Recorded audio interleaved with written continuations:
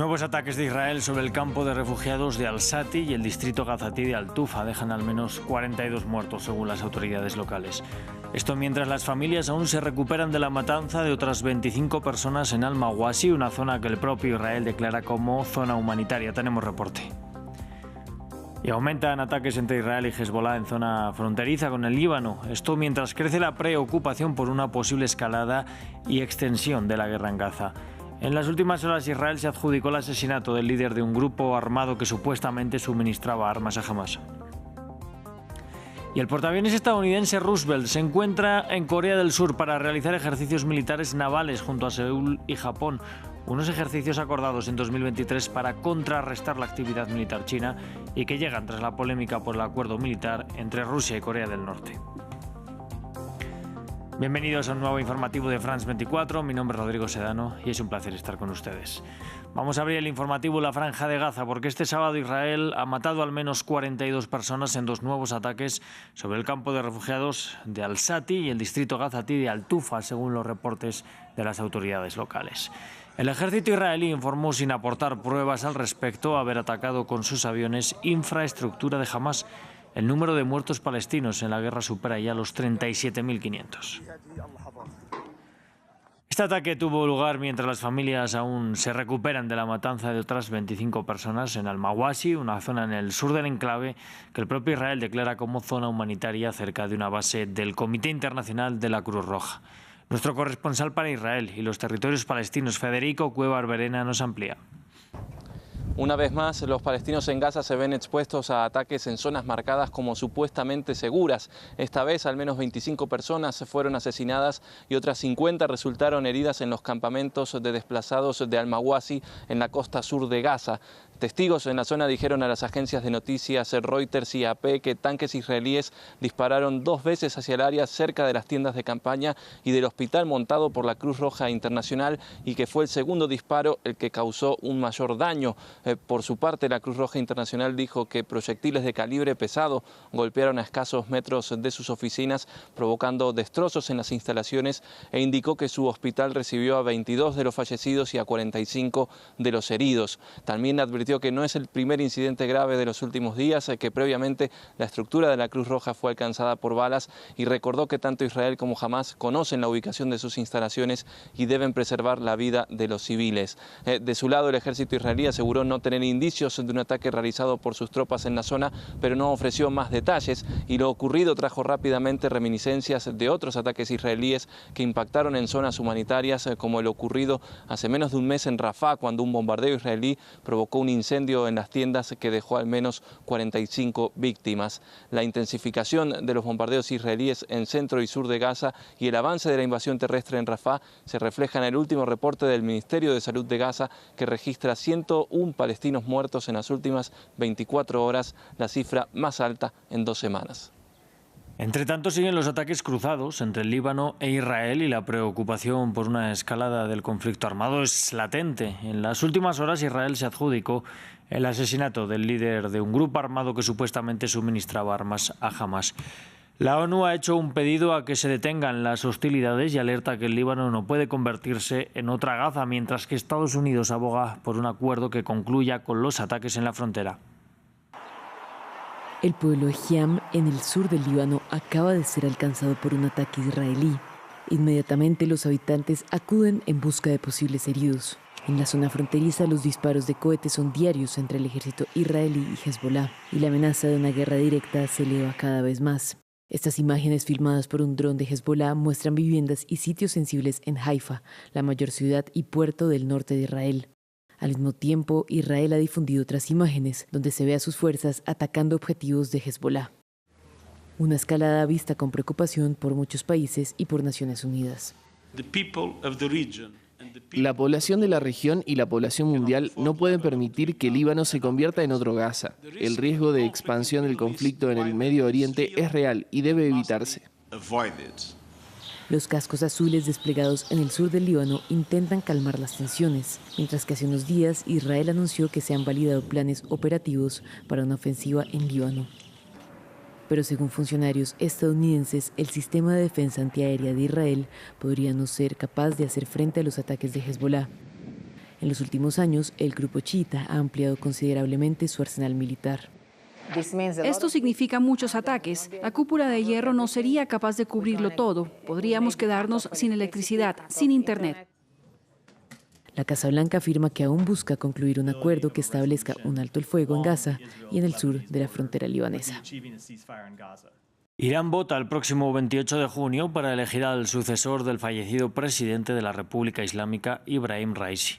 Y este viernes tuvo lugar el tercer debate televisado entre los 6 candidatos en carrera para sucederle. En cada uno de los debates la economía ha sido el tema central de las propuestas en un país fuertemente afectado por las sanciones occidentales. Entre los contendientes se encuentra el presidente conservador del Parlamento, Muhammad Bagher Ghalibaf, el ex negociador nuclear ultraconservador Said Jalili y el único candidato reformista, Masoud Pezeshkian. Y tras la última polémica entre Corea del Norte y Corea del Sur por el tratado de ayuda militar que Pyongyang ha firmado con Rusia, este sábado el portaaviones estadounidense Roosevelt llegó a la ciudad surcoreana de Busan para llevar a cabo ejercicios militares trilaterales con Japón. Los 3 países acordaron en 2023 realizar estos ejercicios anualmente. En ese momento condenaron lo que consideran es un comportamiento agresivo de Beijing en el mar de China Meridional. El objetivo de Freedom Edge es que sea un ejercicio trilateral entre la Armada de Estados Unidos, la Armada de la República de Corea y la Fuerza de Autodefensa Marítima de Japón. La intención es mejorar la competencia táctica de nuestros barcos, la interoperabilidad entre nuestras armadas y garantizar que estamos listos para responder a cualquier crisis o contingencia. 4 integrantes de una multimillonaria familia hindú residente en el Reino Unido fueron sentenciados el viernes a al menos 4 años de prisión por explotar a trabajadoras domésticas en su mansión cercana a un lago de Suiza. Un tribunal helvético impuso la pena al magnate Prakash Hinduya, de 79 años, junto a su esposa, su hijo y su nuera. La familia más rica de Reino Unido, cuyo patrimonio neto se estima en 37.000 millones de libras, fue juzgada por explotación de personas. Los propietarios del grupo Hinduya, un grupo internacional con 200.000 empleados, llevó a 3 trabajadoras domésticas de la India a su mansión de Ginebra y supuestamente les pagó tan solo 7 libras por jornadas laborales de 18 horas. Esto es menos de una décima parte de la cantidad exigida por la legislación suiza. Los fiscales acusaron a los hindúes de quitarle los pasaportes a los trabajadores y de gastar más dinero en su perro que en el personal doméstico.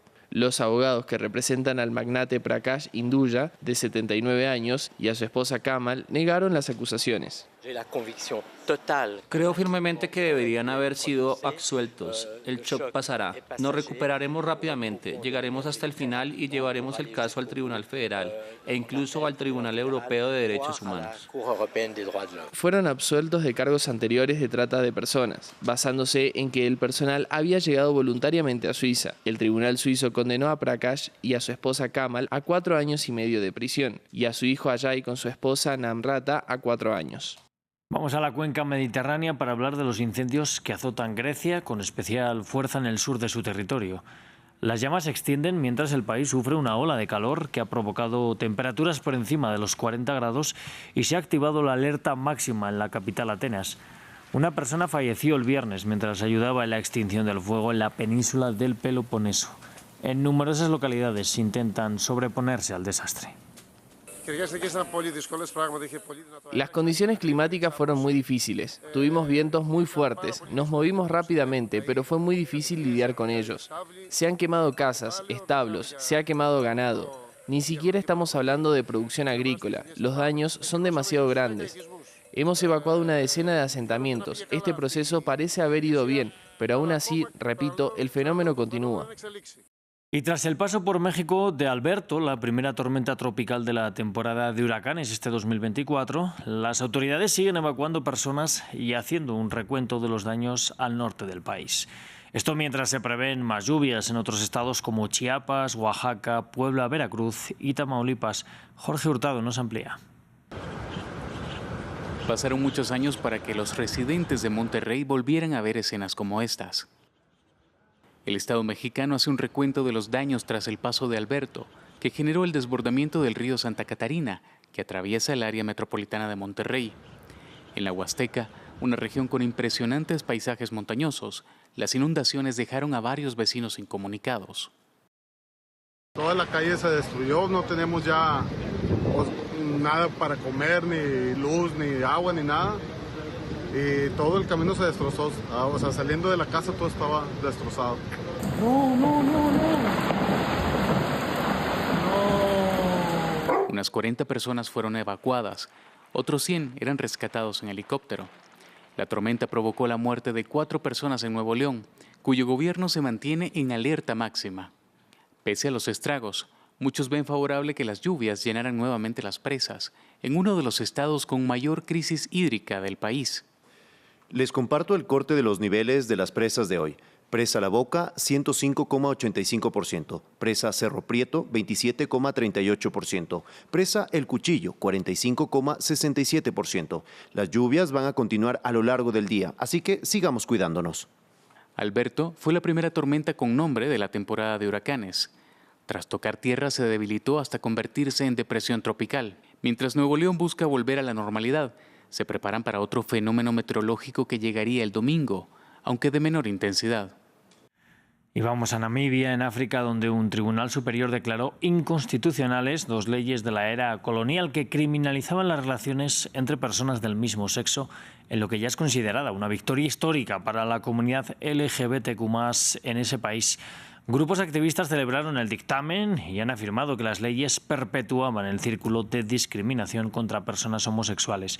Jesús Yajure nos amplía en el informe. Júbilo en la comunidad LGBTIQ+ en Namibia. El Tribunal Superior de la capital declaró inconstitucionales e inválidos los llamados delitos contra natura y la sodomía, en un caso presentado por un activista local. La sentencia anula leyes que datan de 1927 y que Namibia heredó de la época colonial, pero que mantuvo tras independizarse de Sudáfrica en 1990. Grupos activistas y personas homosexuales celebraron el dictamen. Today is really a momentous day for all Namibians who love human rights. Es un día trascendental para todos los namibios que aman los derechos humanos, que aman nuestra Constitución, la igualdad y la promesa de felicidad de nuestra Constitución. Para mí significa que mi vida, mi amor, ya no volverán a ser un delito.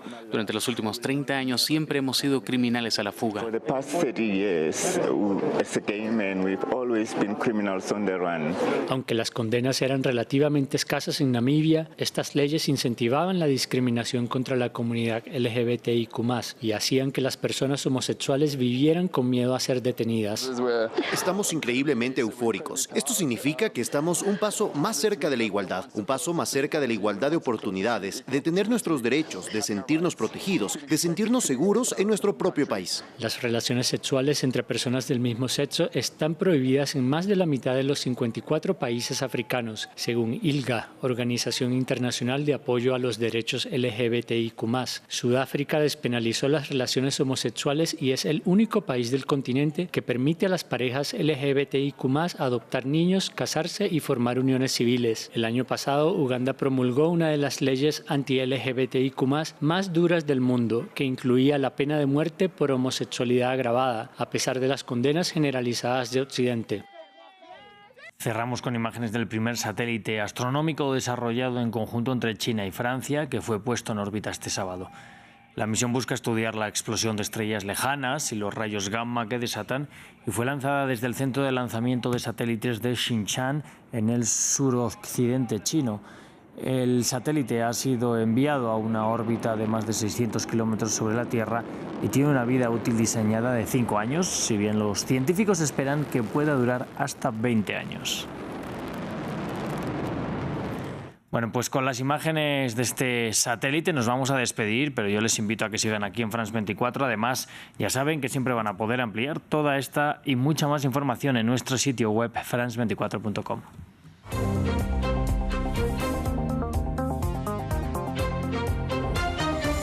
Cada semana tenemos una cita para hablar de derechos humanos.